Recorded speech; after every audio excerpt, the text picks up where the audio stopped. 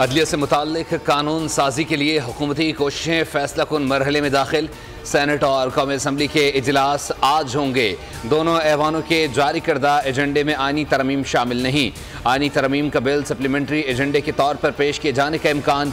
आइन के आर्टिकल 179 के मुताबिक सुप्रीम कोर्ट का जज 65 साल की उम्र तक अपने ओहदे पर फाइज रहेगा, जबकि आर्टिकल 165 के मुताबिक हाई कोर्ट का जज 62 साल की उम्र तक अपने ओहदे पर फाइज रहेगा।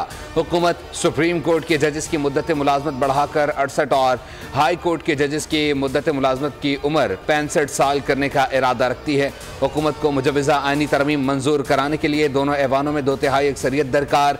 कौमी असम्बली का इजलास दोपहर 3 बजे और सेनेट इजलास 4 बजे तलब किया गया।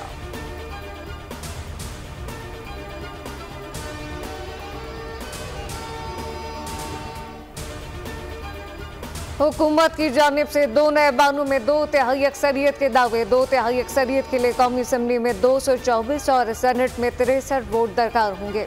कौमी असम्बली में हुकूमती नशिस्तों पर 211 अरकान, जबकि अपोजिशन बेंचेस पर 101 अरकान मौजूद। ऐसे में अगर हुकूमत आइनी तरमीम लाना चाहे तो उसे मजीद 31 वोट दरकार होंगे।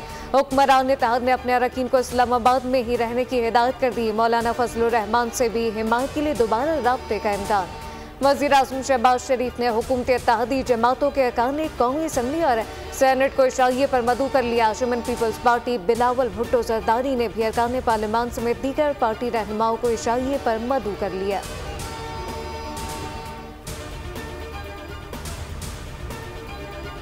पर जो है पूरे हैं या नहीं है, पूरे होंगे तो बिल पास करेंगे, तो इसलिए इसमें आपको फिक्र की ज़रूरत ही नहीं। मिल के काम करना ज़रूरी है। उन्होंने हमारे ऊपर केस बनाया और आज हम उनको वोट देने जा रहे हैं, तो इसलिए हमने मुल्क का सोचना है, पर्सनल लेवल की बात नहीं करनी। नंबर्स पूरे होंगे तो बिल पास करेंगे। बिल सामने आएगा तो हिमायत या मुखालफत का फैसला किया जाएगा। कानून बनाना पार्लियामेंट का काम है। साबिक वज़ीर आज़म यूसुफ रज़ा गिलानी की कराची में मीडिया से गुफ्तगू कहा, मौजूदा हालात का हल इंतखाबात नहीं, कोई एक जमात मुल्क नहीं चला सकती।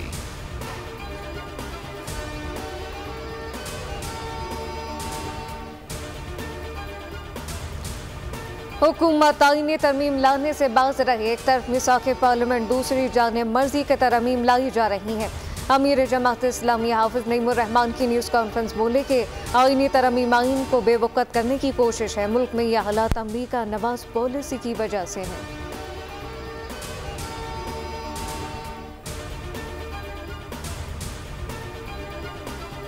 हुकूमत और रियासती इदारों के खिलाफ एक्स अकाउंट के जरिए बगावत पर उकसाने के इल्ज़ाम में बानी PTI के खिलाफ मुकदमा दर्ज। ज़राए के मुताबिक साइबर क्राइम की 4 रुकनी टीम अडियाला जेल पूछगछ के लिए पहुंची।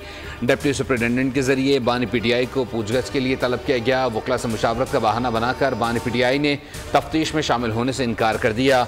टीम आज फिर तफ्तीश के लिए अडियाला जेल जाएगी। बानी के साथ मुलव्विस दीगर से भी पूछगछ करेगी।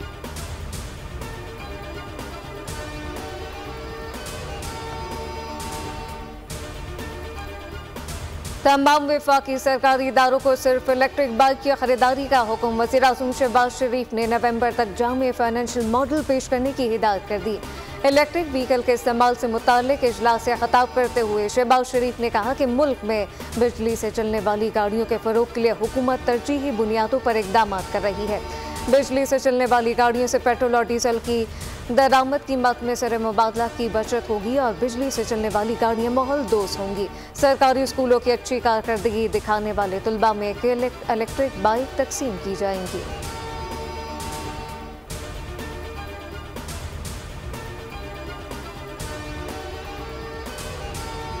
वज़ीर आला पंजाब ने पिंक सॉल्ट की बरामद पर पेशरफ्त के लिए जामे प्लान तलब कर लिया। मरीम नवाज की ज़ेर सदारत इजलास में कानकुन वर्कर्स की सेफ्टी यकीनी बनाने की हिदायत। पंजाब में मादनियात के उसूल के लिए जदीद टेक्नोलॉजी के इस्तेमाल की तजावीज़ पर गौर किया गया। खाम पिंक सॉल्ट की बरामद पर पाबंदी के लिए इक़दाम का हुक्म दिया। कहा कि गिरा कदर मुल्की ज़खायर कोड़ियों के भाव बिकने नहीं देंगे। पाकिस्तान के लिए पिंक सॉल्ट ख़जाने के मुतरादिफ है।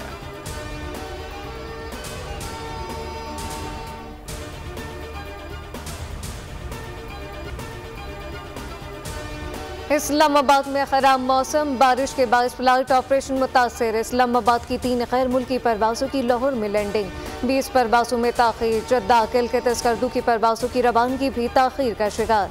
मुल्तान से शारजा की 2 परवाज़ें मनसूख कर दी गई। मुल्क के बेशतर शहरों में गरज चमक के साथ बारिश की पेशगोई। महकमा मौसमियात ने इस्लामाबाद और गिरदोनवाह में आंधी झक्कड़ चलने और गरज चमक के साथ बारिश का इम्कान जाहिर कर दिया। शेखुपुरा, लाहौर, कसूर, साहिवाल, टोबा टैक्सिंग और झंग में भी गरज चमक के साथ बारिश मुतवक्के। महकमा मौसमियात के मुताबिक सिंध के बेशतर अजला में मौसम गर्म और खुश्क रहेगा।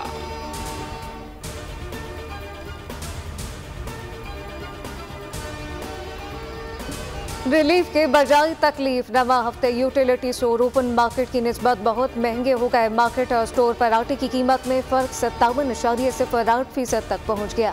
20 किलो का थैला ओपन मार्केट की निस्बत 996 रुपये महंगा फरोख्त। चीनी ओपन मार्केट की निस्बत 12.72, सेला चावल 39.43 रुपये महंगे दस्तयाब।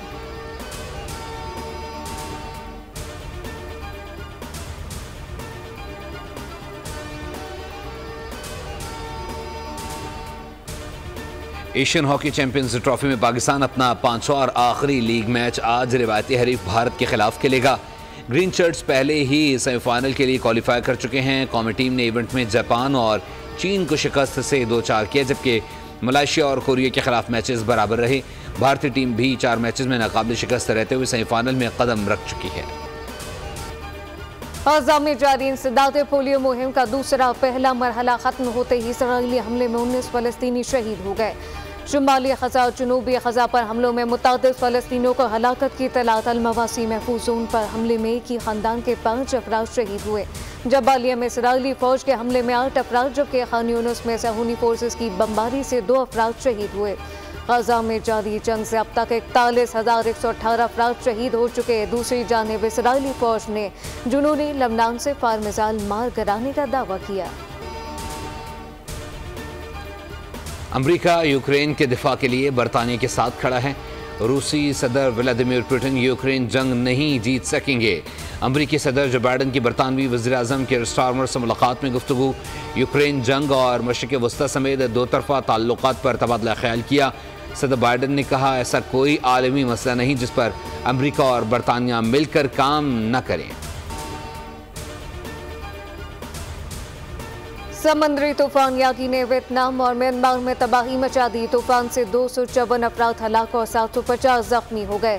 गैर मुल्की मीडिया के मुताबिक 145 अफराद लापता है। तूफान के बाद 15 लाख अफराद बिजली से महरूम। साहिली इलाकों से 50,000 अफराद को निकाल लिया गया।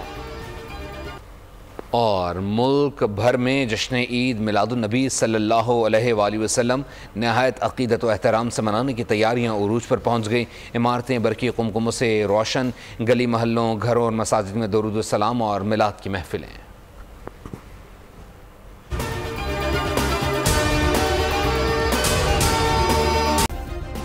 सब्सक्राइब करें और बेल दबाएं ताकि कोई खबर रह न जाए।